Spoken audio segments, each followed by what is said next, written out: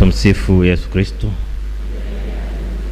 Mheshimiwa Rais wa Jamhuri ya Muungano wa Tanzania, Mheshimiwa Rais mstaafu, Mheshimiwa Makamu wa Rais mstaafu, Waziri Mkuu mstaafu, Mheshimiwa Spika wa Bunge la Jamhuri ya Muungano wa Tanzania, Mheshimiwa Naibu wa Spika, Mheshimiwa Baba Paroko na mapadri wengine mliopo pamoja nasi, familia ya marehemu, viongozi wote mlioko hapa na ndugu waumini na waombolezaji. Mheshimiwa Rais, nitasema kwa kifupi kwa sababu mimi ni Mkristo Mkatoliki na kule kwenye Ukatoliki kuna itifaki ya Katoliki ambayo inafundisha kwamba kama askofu yupo, naibu wa askofu haongei. Kwa mtanizoea taratibu, leo rais yupo, kwa hiyo nitasema dakika moja tu halafu nitamkaribisha Mheshimiwa Rais. Mheshimiwa Rais, kwa kifupi sana niseme Jenista Joakim Mhagama amekuwa mbunge kwa miaka 25. Amekuwa naibu waziri kwa mwaka mmoja na waziri kwa miaka 10.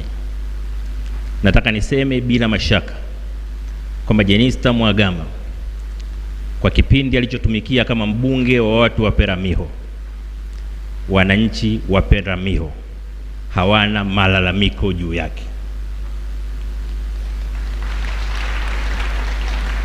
Mheshimiwa Jenista Mhagama alikuwa mtumishi wa kweli wa watu wake.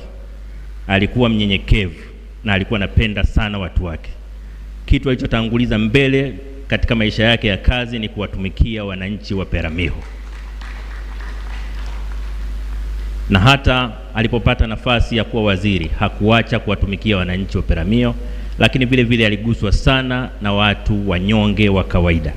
Ndio maana leo wanyonge wa Peramiho wana uchungu zaidi kuliko mtu yoyote, kwa sababu wanajua mpiganaji wao, mtetezi wao ameondoka, ametangulia mbele ya haki. Ni ombi letu kwamba wapate mtumishi mwingine wa aina yake. Wakati tukitafakari kuhusu kifo cha Jenista, nikawaza sana, nikasema kama Mungu angeniambia niombe kitu kimoja tu, ningeomba kwamba wabunge wote wa CCM, wabunge wote wa nchi hii, madiwani wote wapende na kutumikia watu wao kwa kiwango cha Jenista Mhagama.